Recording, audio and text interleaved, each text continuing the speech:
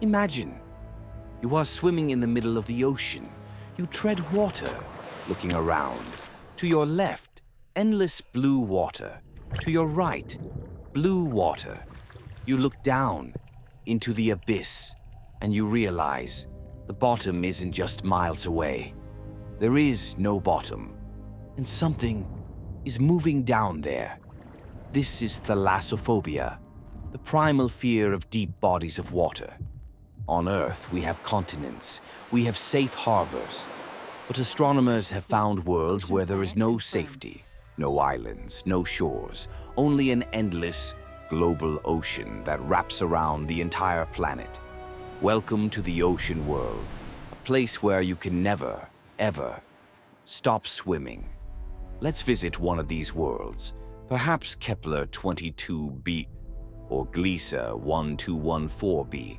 Step onto the surface. Well, you can't stand. You float. The horizon is a flat, infinite line. On Earth, the deepest ocean is about 7 miles deep. Here, the ocean floor might be 500 miles down. The weather here is violent.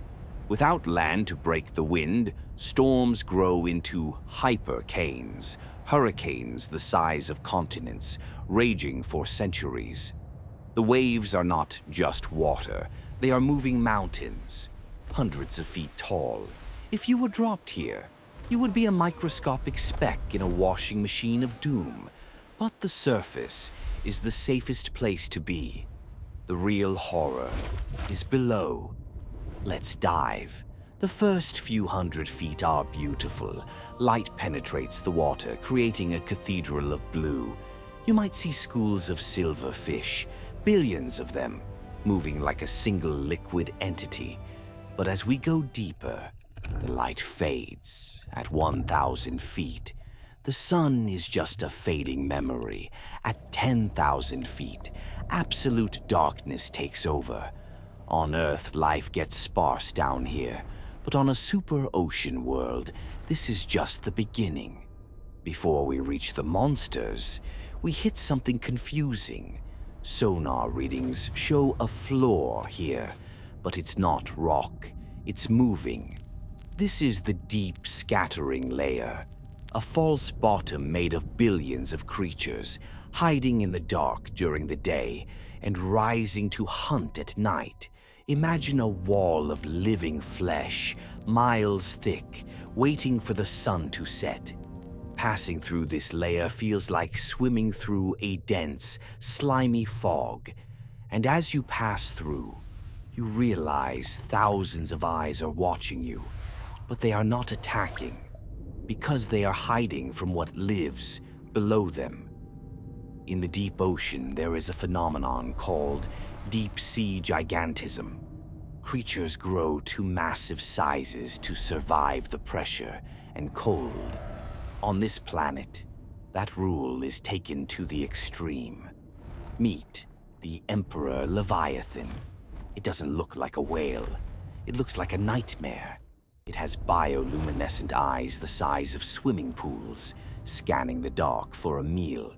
Its mouth is not just a jaw, but a cavern lined with thousands of needle-like teeth. It moves silently, displacing millions of gallons of water with a single stroke of its fins. You are not prey to this thing.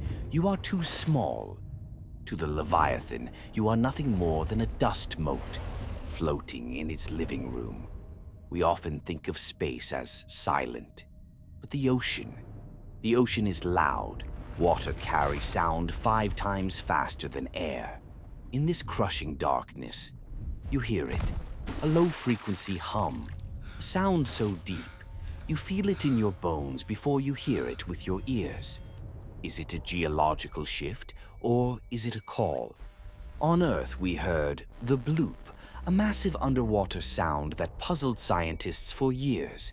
Here, the ocean is filled with these sounds, songs of ancient beings, communicating across thousands of miles, screams that never stop echoing. We go deeper still, 50 miles down. The pressure is now so intense that water itself starts to behave strangely. It doesn't freeze into cold ice. It is crushed into a solid state called Ice 7, hot ice. The ocean floor isn't rock. It's a shell of exotic, pressurized crystals. And here, in the eternal blackness, huddled around volcanic vents that spew superheated chemicals, we find the cities. Not cities of stone and steel, but cities of bone and cartilage. Intelligent cephalopods, squid-like beings with brains larger than humans, communicating through flashes of bioluminescent color on their skin. They have never seen the sun.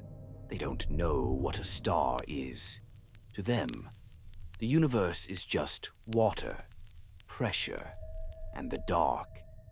These ocean worlds are likely the most common type of habitable planet in the universe. Statistically, there are more whales in the galaxy than there are men. It makes you wonder, if intelligence evolves in the deep, do they dream of the surface? Or do they fear the empty space above the waves, just as we fear the deep below? On Earth, we look up at the stars and feel small. On an ocean world, you look down and feel hunted. This is Xeno Terra. Are you brave enough to dive into the dark? Or will you stay safely on the shore? Signal your coordinates in the comments.